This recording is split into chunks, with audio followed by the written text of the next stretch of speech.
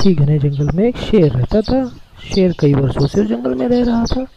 समय के साथ वह काफ़ी बूढ़ा हो गया था। अपने अंतिम दिनों में उसने अपने बेटे से कहा, बेटा आज मैं तुम्हें कुछ सलाह दे रहा हूँ। तुम्हें हमेशा मेरी छत्र छाया में रहे हो और मैंने तुम्हें कोई तकलीफ नहीं आने दी, लेकिन अब मेरे जाने के बाद तुम्हें अपना ध्यान खुद रखना पड़ेगा। तुम याद रखना कि तुम सबसे शक्तिशाली हो, परंतु तुम इंसान से दूर रहना। समय के साथ समय गुजरा और वह शेर एक दिन बूढ़ा होकर मर गया।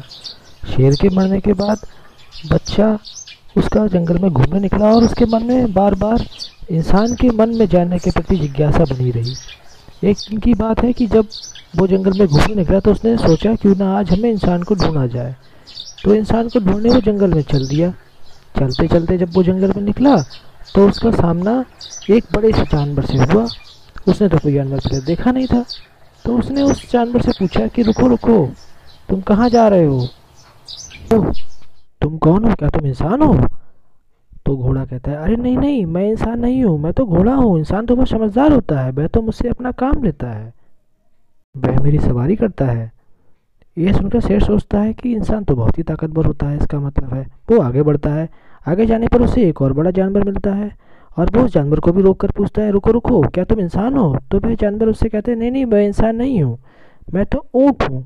इंसान तो बहुत बुद्धिमान और समझदार होता है, तो मेरा इस्तेमाल सामान ढोने के लिए करता है। कुछ दूर और जाने पर उसे एक और बड़ा जानवर दिखता है। वह उससे पूछता है, रुको रुको, क्या तुम इंसान हो? तो वह कहता है, नहीं नहीं, मैं तो एक हाथी हूँ। इंसान तो बहुत समझदार होता है, वह तो केवल एक डंडे की नोक से मुझसे सर्कस में डांस करवाता है। यह सुनकर शेर फिर आगे चल देता है जंगल में। और जब वह जंगल में आगे जाता है तो उसे एक जगह एक व्यक्ति सीमा पर पहुंचने पर लकड़ी काटता हुआ दिखता है। उस व्यक्ति से पूछता है, अरे क्या तुम इंसान हो? तो वह इंसान आश्चर्यचकित होकर कहता है, हाँ हाँ, मैं तो बिल्कुल इंसान हूँ, बताओ तुम्हें क्या काम है? वो कहता है, मैं तो सोचता था इंसान बहुत बड़ा सा और भयानक सा होता होगा, लेकिन तुम्हें तो मैं तुरंत ही मार के खा जाऊंगा। यह सुनकर उस इंसान के होश उड़ जाते हैं। वह उस शेर से कहता है कि आओ तुम पहले आकर मेरी इस लकड़ी के लट्ठे में से इस लकड़ी को निकाल दो, जिससे मैं इसे आराम से काट पाऊँ। जैसे ही वो शेर उसके पास जाता है, वो लकड़ी के गट्ठर में से उस गट्टे को निकाल देता है और शेर का पंजा उसमें फंस जाता है। को अपनी गलती का एहसास होता है और वो आदमी से माफ़ी मांगता है कि वह कभी भी किसी इंसान के सामने नहीं जाएगा।